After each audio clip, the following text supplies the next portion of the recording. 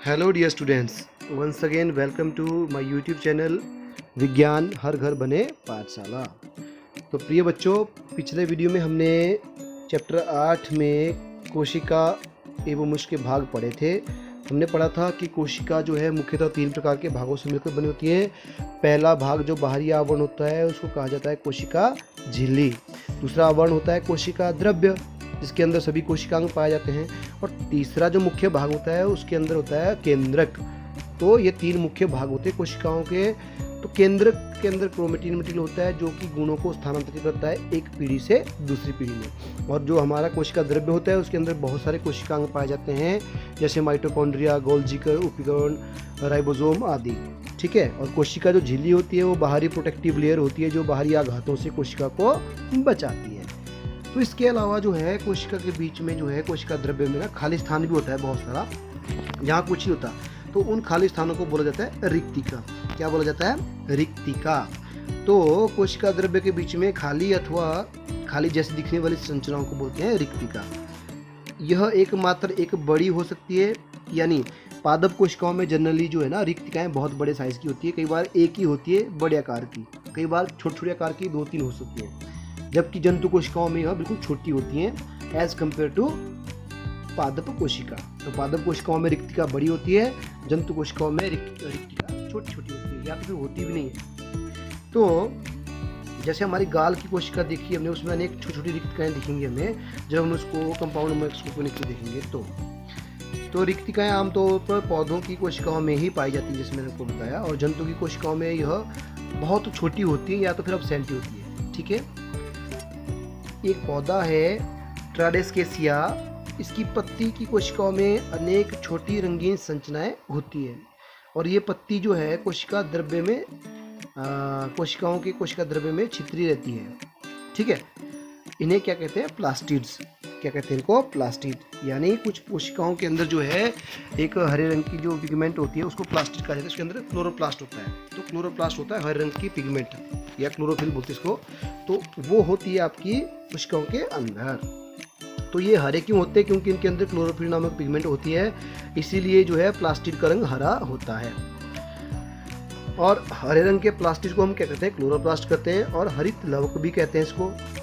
ये पत्तियों का रंग हरा बनाते हैं। और आपको पता ही है प्रकाश संश्लेषण जो प्रक्रिया है उसमें कितना महत्वपूर्ण रोल निभाते हैं क्लोरोप्लास्ट। अगर क्लोरोप्लास्ट या क्लोरोफिल ना हो तो पौधे अपना भोजन बना ही नहीं सकते। ठीक है। तो ये थी आपकी कोशिका। अब कोशिका का स्ट्रक्चर भी देख लेते हैं। चलिए वो बाद में, पहले हम तुलना करेंगे। पहला आपका तुलना करते हैं पादप एवं जंतु कोशिकाओं के बीच में। तुलना मतलब हमने कंपैरिजन करना है कि जंतु कोशिका कैसी होती है, पादप कोशिका कैसी होती है। ठीक है। तुलना में हम सीधा स्ट्रक्चर पे चलते हैं। ये देखिए, ये है स्ट्रक्चर आपका। यहाँ से हम तुलना करेंगे पादप कोशिका, जंतु कोशिका।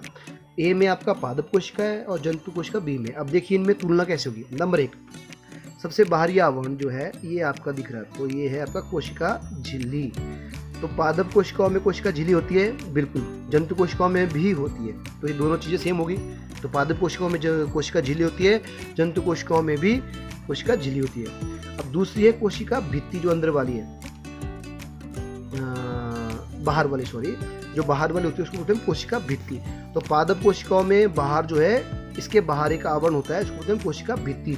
जबकि जंतु कोशिकाओं में कोशिका भित्ति जो नहीं होती है, एब्सेंट होती है। ठीक है। तो पहला अंतर हो गया आपका, पादप कोशिकाओं में कोशिका झिल्ली होती है जबकि जंतु कोशिकाओं में भी कोशिका झिल्ली होती है। दूसरा, पादप कोशिकाओं में कोशिका भित्ति होती है कोशिका झिल्ली के बाहर, जबकि जंतु कोशिकाओं में कोशिका भित्ति अनुपस्थित होती है। ठीक है। इसके बाद पादप कोशिकाओं में रिक्तिकाएं बहुत बड़ी बड़ी होती हैं, जबकि जंतु कोशिकाओं में रिक्तिकाएं छोटी छोटी होती हैं। ठीक है। ये छोटी छोटी रिक्तिकाएं हैं या कई बार एब्सेंट होती हैं। फिर इसके बाद केंद्रक देखिए। जंतु कोशिकाओं में जो केंद्रक जो है पादप कोशिकाओं में केंद्रक इस तरह से सुसज्जित होता है और इसमें जो है व्यवस्थित क्रोमेटिन मटेरियल होता है। जबकि आपका जंतु कोशिकाओं में भी केंद्रक सुसज्जित होता है, इसमें भी क्रोमेटिन मटेरियल बिल्कुल सुसज्जित होता है। तो इसके अंदर भी दोनों में केंद्रक पाया जाता है। ठीक है। फिर पादप कोशिकाओं में कोशिका द्रव्य पाया जाता है, जंतु कोशिकाओं में भी कोशिका द्रव्य पाया जाता है। परंतु पादप कोशिकाओं में हरे रंग के जो है कोशिकांग पाए जाते हैं जिनको बोला जाता है प्लास्टिड। क्या बोला जाता है? प्लास्टिड। जो कि प्रकाश संश्लेषण प्रक्रिया में भोजन बनाने में हेल्प करते हैं, जबकि जंतु कोशिकाओं में प्लास्टिड अब्सेंट होते हैं, यहाँ पे प्लास्टिड नहीं होते। ठीक है, तो इस तरह से जो है ये हुआ आपका कंपैरिजन पादप कोशिकाओं में और जंतु कोशिकाओं में। और हाँ, जंतु कोशिकाओं में आपको ये जो दिख रहे हैं ये दूसरे कोशिकांग हैं, जैसे माइटोकॉन्ड्रिया हो गया, ठीक है, गोल्जी उपकरण हो गए आदि, ये आप हाई क्लास में पढ़ेंगे।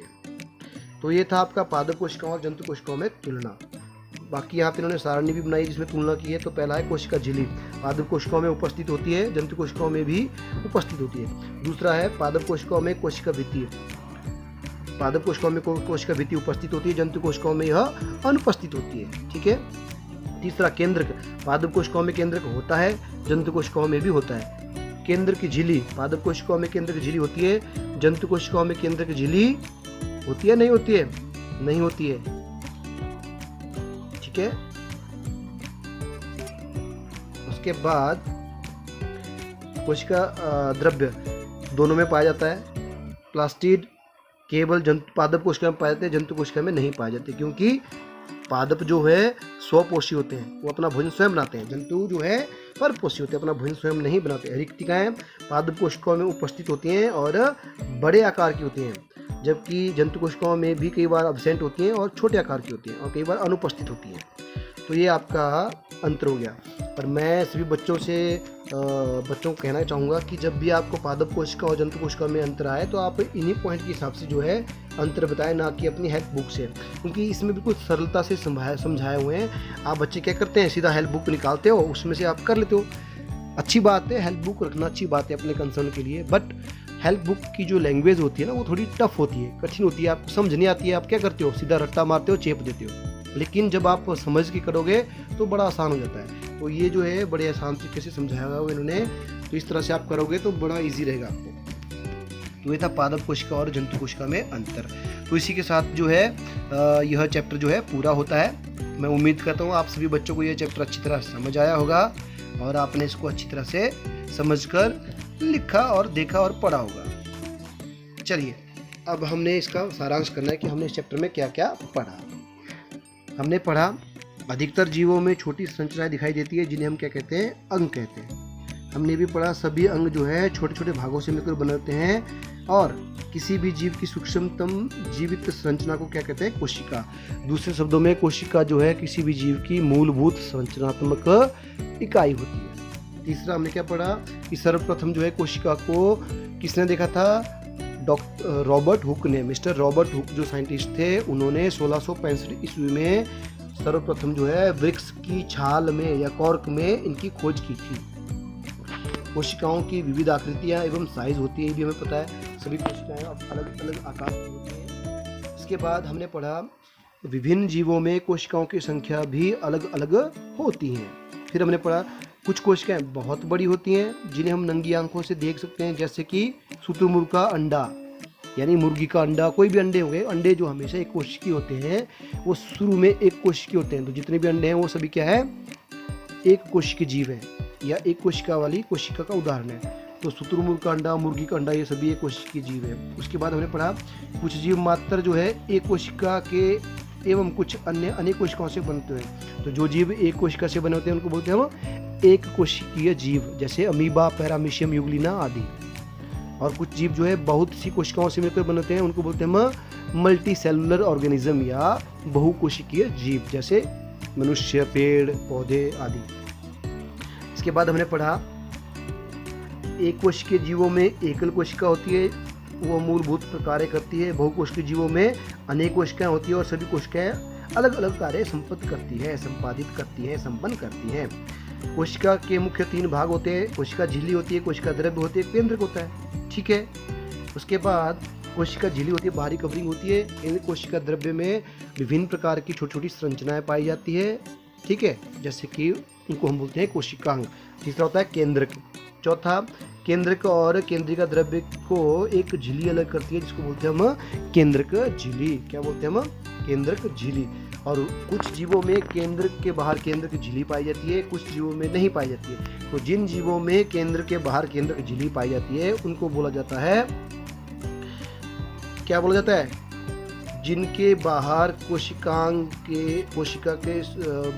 केंद्र के अंदर जो है कोशिका झिल्ली अनुपस्थित होती है उनको बोला जाता है प्रोकैरियोट्स। यानी कोशिका जिनमें सुसंगति केंद्रक नहीं होता अर्थात केंद्रक झिल्ली अनुपस्थित होती है वह प्रोकैरियोटिक कोशिका कहलाती है। तो प्रोकैरियोटिक कोशिका में केंद्रक झिल्ली नहीं होती, जबकि यूकैरियोटिक कोशिकाओं में केंद्रक झिल्ली होती है।